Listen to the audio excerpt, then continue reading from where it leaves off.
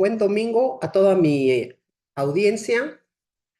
Soy Muna Buchaín, experta anticorrupción y auditora forense, que lo comento porque hay eh, muchos ciudadanos que me han abordado y les saludo cordialmente, por cierto, que han acudido a las presentaciones de mi libro y me han preguntado sobre la videocolumna. Entonces, bueno, me gustaría muchísimo que me ayuden a difundirla y sobre todo es una columna en la que queremos mostrar el lado técnico, el lado de investigaciones y cómo hacer las cosas mejor de las que las podemos hacer, ¿no? Eso es algo muy importante porque la idea es generar una mayor profesionalización en estos temas.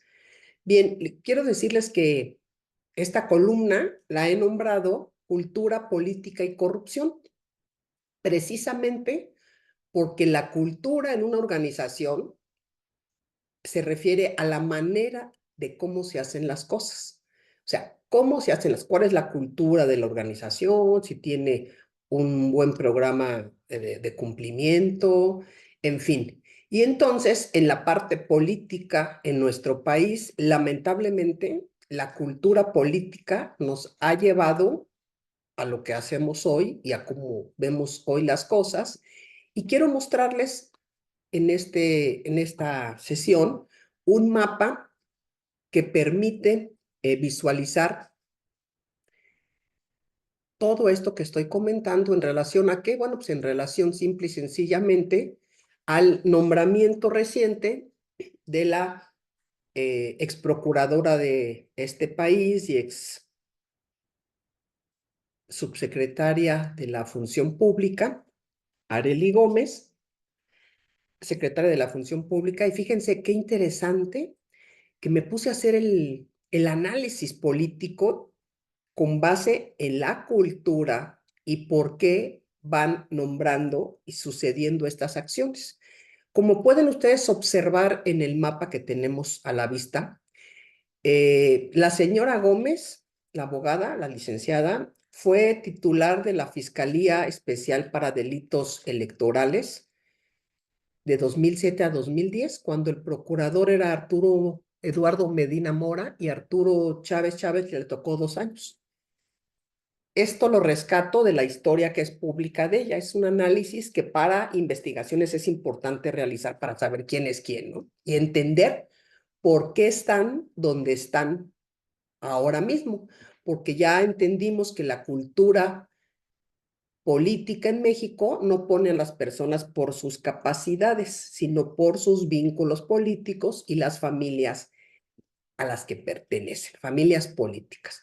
Entonces, como pueden ustedes ver, de 2007 a 2010, ella estaba de titular en la Fiscalía Especial para Delitos Electorales y de ahí se va en 2012 bajo la presidencia de Alejandro Luna Ramos, que infiero, creo que es hermano de la exministra. Ahí están todas las familias metidas porque es maravilloso cómo se van colocando. Y eso sigue ahora, ¿eh? O sea, no crean que es no es de antes, es la cultura, ¿eh? Acuérdense, estamos hablando de una cultura, de cómo se hacen las cosas y que difícilmente quieren desarraigarse de esto. Y entonces es nombrada y estuvo ahí un mes, ¿no? Yo creo que de ahí inmediatamente se lanzó para ser senadora del PRI. Esa es la carrera que dejamos técnica, expertise por el PRI, y de ahí saliendo de ahí con un pie, ¡rum!, a ser procuradora de este país en el sexenio de Peña Nieto, sustituyó al señor Murillo Karam. De allí, que estuvo un año, bueno, más de un año, yo nada más me acuerdo de cuando estaba viendo el hoyo donde se fugó el Chapo, ¿no? No tengo ningún conocimiento adicional de investigaciones y de resultados, y sobre todo porque en esa época nosotros ya habíamos presentado varias denuncias, se hicieron entrevistas con ella y su gente para darle seguimiento y atención a lo que tendría que ver con lo que se denomina estafa maestra. Pero pues era ella la procuradora de ese equipo del gobierno, pues no se iba, por supuesto, a hacer nada. Y esa cuestión, esa falta de deber de cuidado en las investigaciones, propició que se siguieran generando esos contratos hasta 2018. Y entonces tenemos que su siguiente encargo saliendo de allá es ser secretaria de la Función Pública. Fíjense esta cultura. A mí la verdad me da más risa que otra cosa y lo digo con respeto a mi auditorio, ¿eh? Porque ya dices qué cosas no se visualizan, pero tampoco los ciudadanos hemos aprendido a decir, a exigir, a poner sobre la mesa temas relevantes que podrían ponerle límites a los partidos políticos y a los gobernantes abusivos del poder, abusivos, ¿eh? Y entonces tenemos que de ahí de estar procurando justicia supuestamente y hacer investigaciones del orden federal, se brinca a hacer revisiones al propio gobierno, ¿no? O sea, del Ejecutivo. Sustituye ahí al ínclito Virgilio Andrade, famosísimo por los temas que ya todos conocemos de Casablanca. Ojalá fueran famosos por sus resultados, pero pues es lo que menos les importa, porque a ellos no les preocupa, ellos siguen cobrando y siguen más vigentes que todos. Estuvo ahí hasta 2018. Como secretaria de la Función Pública, he de decirles que no solamente también omitió realizar todo tipo de investigaciones, absolutamente, sino que encubrió y propició que se siguieran haciendo. ¿Por qué lo digo? Bueno, si en su calidad de titular, al haberle hecho las denuncias y como enlace del Ejecutivo con la entonces Auditoría Superior de la Federación, hubiera llamado a cuentas, investigado por qué se estaban haciendo esas adjudicaciones directas, se hubieran por lo menos detenido desde su llegada de 2016 a 2018. Pero no, fue absolutamente omisa. Digo, y no nos debe de extrañar porque es para lo que los colocan. Esos, para eso están ahí. Imagínense esta recién nombrada auditora al especial al desempeño, ¿no? Que de auditoría al desempeño ella misma dijo que no tenía ni idea llegando a la auditoría y lo primero que hizo es pedir remodelaciones en la oficina. También es una cultura política en este país, porque pues la paga es nuestra, ¿no? Entonces ellos, ¿qué les importa, caray? Ellos lo utilizan como si fuera propio. Bueno, y de ahí tenemos entonces que saliendo de ahí, apenas un mes que vacacionó, fue nombrada por el ministro Arturo Saldívar como Contralora del Consejo de la Judicatura Federal. Y fíjense, en esta parte de noviembre, que es cuando se hace en el 2018, está la alternancia de gobierno.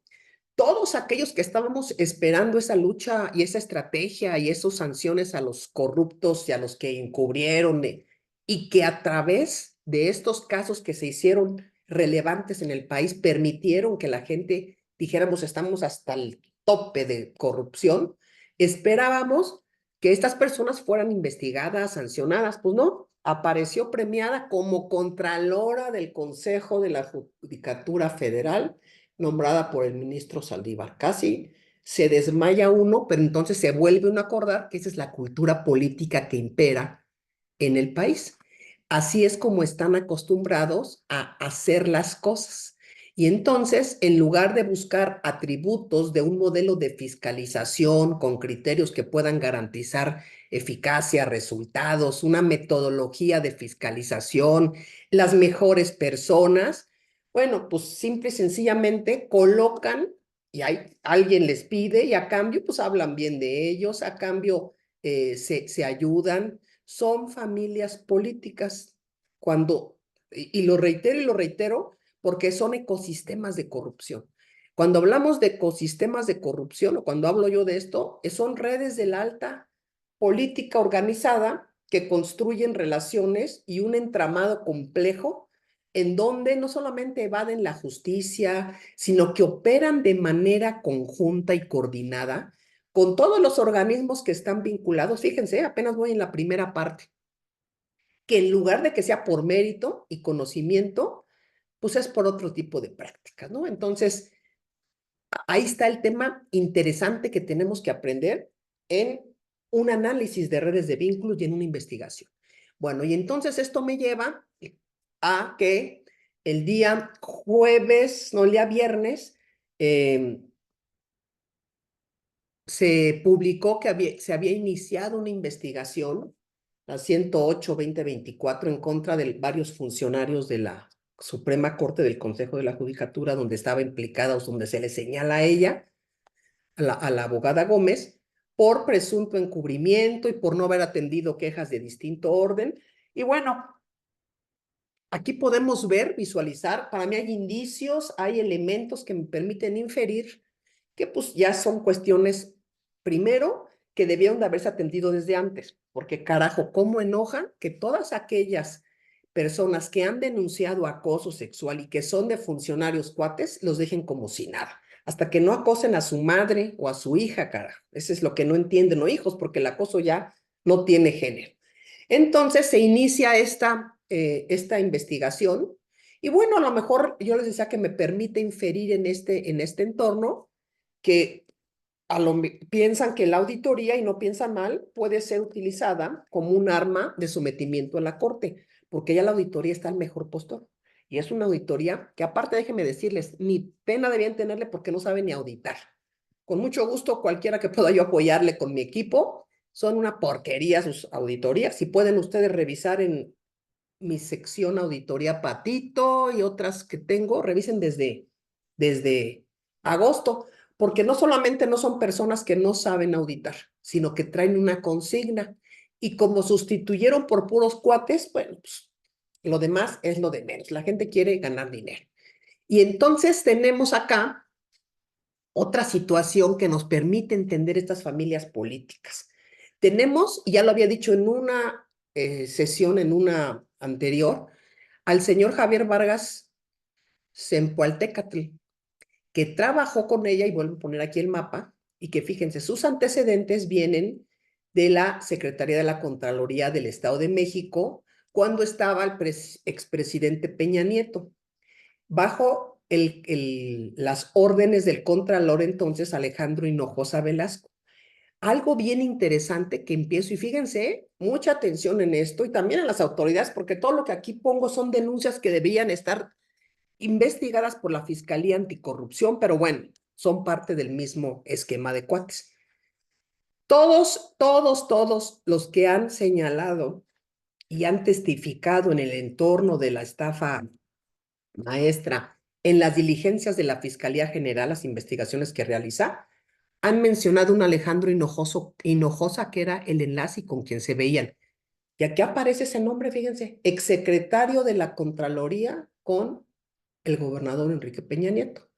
Entonces, esto nos está dando un indicio muy relevante. ¿Y qué creen? Que no tiene ni un dato público, ni una declaración patrimonial, no hay nada del desapareció.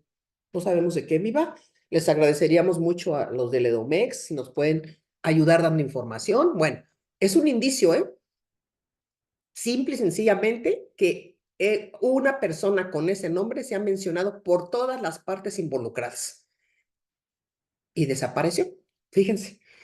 ¿Y a qué red y a qué familias están vinculadas? Y entonces regreso al señor Javier, perdón, vinculado a Areli, porque Julián Olivas, que es actual magistrado del Tribunal Fiscal de la Federación, y que se supone que resuelve en materia de actos de corrupción y responsabilidades, imagínense, fue director, fue secretario de encargado de la función pública, donde ahí él mismo se supone que fincaba responsabilidades y después lo nombraron para ahora resolver controversias de las que él mismo atendió. Conflictos de interés de familias, tráfico de influencias, ejercicio indebido, cultura política en este país. Y entonces lo relevante que sigo vinculando con Areli es que lo regresa Roberto Salcedo y le crea un órgano especial como titular del órgano especializado de quejas y denuncias e investigaciones actualmente. Y vemos que estuvo de ahí, de donde decíamos que estuvo como director de responsabilidades con Olivas, se fue de subsecretario con Virgilio Andrade y Areli Gómez en la misma Secretaría de la Función Pública. Fíjense estos enlaces. Es Domex, Peña Nieto, las áreas de responsabilidades, subsecretario que tendría que haber resuelto todos los temas vinculados a estafa maestras, a Casas Blancas, a desvíos de recursos, a Pemex, todo. No, pues desapareció el expediente y desapareció varios expedientes y no resolvió absolutamente nada. Y ahí estaba Arely Gómez de titular. Volvemos a las familias políticas y esos ejes transversales que los componen. Saliendo este sexenio, no se pueden quedar un minuto sin trabajo, porque pues, ¿quién más los contrataría en la iniciativa privada? Nadie. Secretario de la Contraloría y al día siguiente titular en este gobierno, que ha sido señalado y que quedaron de darnos una explicación de su nombramiento. Y yo sí le exijo como ciudadana, porque tienen la obligación de darnos las cuentas y rendirnos cuentas de por qué deciden nombramientos de personajes que en lugar de estar señalados en procedimientos, o vamos a ponerles que ya no lo quisieron hacer porque lo pactaron, regresan. Y entonces, si ustedes pueden observar este mapa, tenemos que hoy en día, como dijo mi querido Humberto Musacchio, a quien desde aquí abrazo con gran cariño y le agradezco que estuvo en la presentación de mi libro y que lo prologó, hay un cambio para atrás que se ha llenado de priistas, pero déjate de priistas, que es lo que menos me preocuparía. No, de priistas señalados que encubrieron y propiciaron corrupción. Y entonces, ¿cómo podemos creer en una lucha contra la corrupción? ¿No? O sea, eso es bien interesante, porque yo siempre he dicho y lo digo en mis investigaciones y cuando entrevisto, es no te fijes en lo que dicen, fíjate en lo que hacen. Y entonces tenemos a todos en áreas, como aquí estamos viendo, de auditoría superior, de responsabilidades, de función pública, de elementos donde prescriben, quitan, ponen y se señalan distintos actos de corrupción o se pueden crear. Y están los de antes, los que los fabricaron, los que tejieron esa cultura política, las grandes familias. Ahora bien, ya para concluir, porque me fui un poquito largo, pero tenía que hacerlo, perdónenme, quiero mostrarles, por ejemplo, de este señalamiento y cómo se van generando un documento que fue presentado por el entonces subsecretario de Sedatu, Enrique González Tiburcio, que estaba señalado por la Fiscalía General, pero que él no firmó los documentos.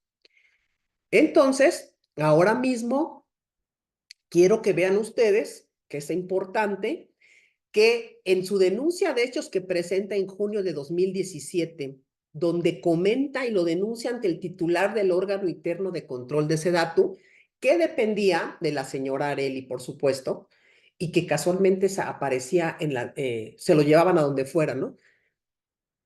Lo ven en su pantalla. Desprende a partir del conocimiento de que él desconoce la suscripción de convenios celebrados con la Universidad Politécnica Francisco I. Madero y los términos pactados, que niega que haya firmado algún documento, que esto pues, lo que quiere decir es que alguien firmó, falsificó y que creó todo esto.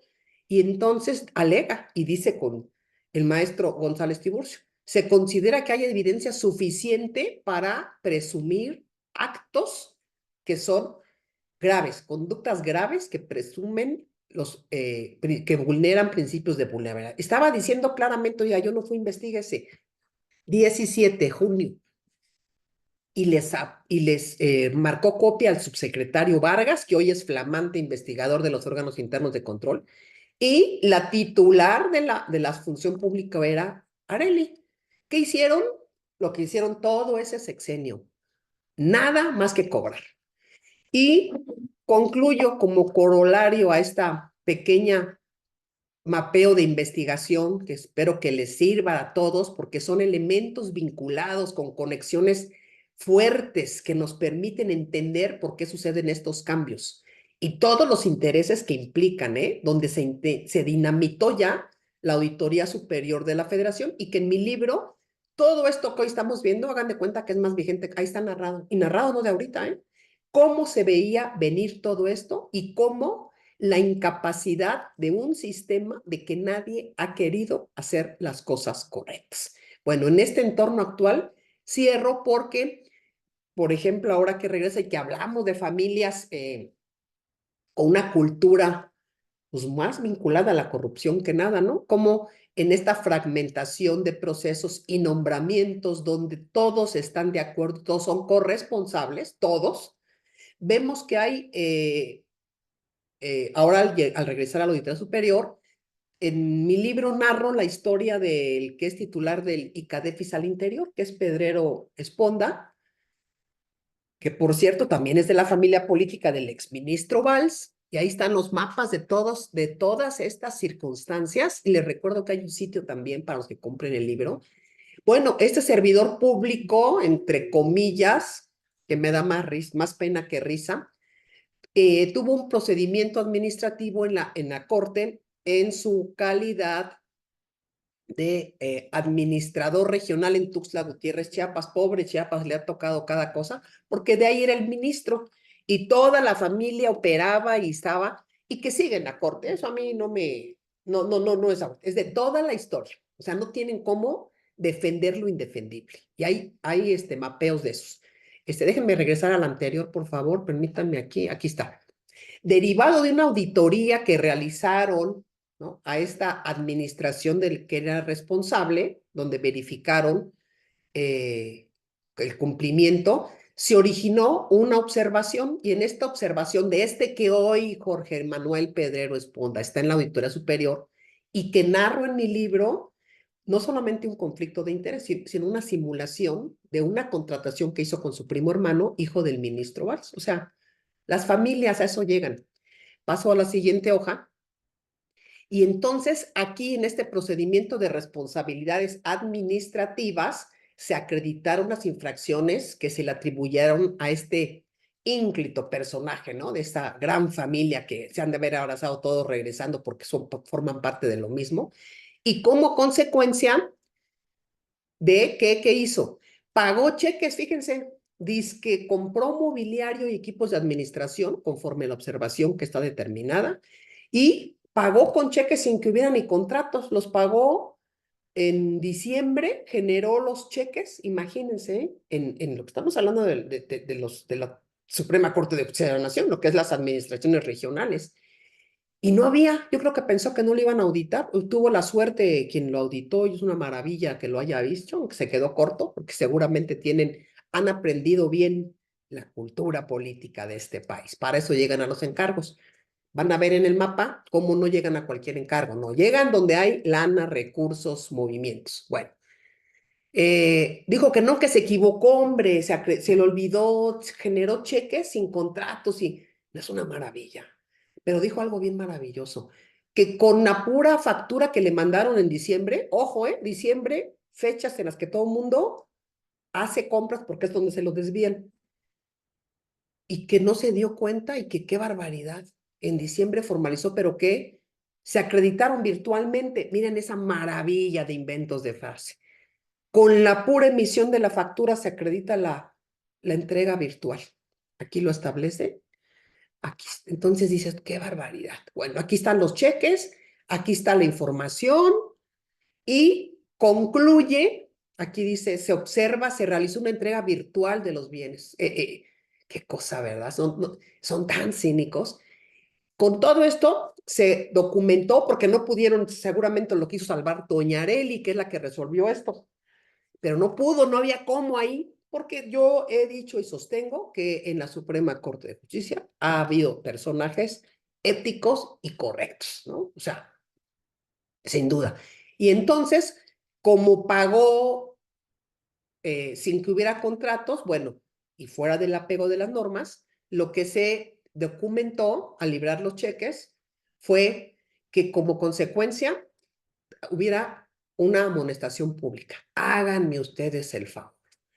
Al señor Pedrero Esponda en su calidad de administrador regional, incurriendo en causales de responsabilidad, lo que se determinó como amonestación, que fue a la llegada de ella casualmente, aquí lo tenemos en pantalla, fue una amonestación pública. Ojalá lo hicieran así, carajo, ahorita, hoy día, ¿no? No. Bueno, ahí está como se encubren, se protegen, se van, y todos van dando vuelta en todo ese sistema. Y con esta más larga que la cuaresma, y perdónenme, no quise cortarla en 2 programas, les digo, yo creo que por hoy no tenemos remedio. Y le apuesto a que el siguiente gobierno, en el plan anticorrupción en el que yo estuve, puedan desarticular toda esta red, y desarticularla y empezar realmente por lo que se propone.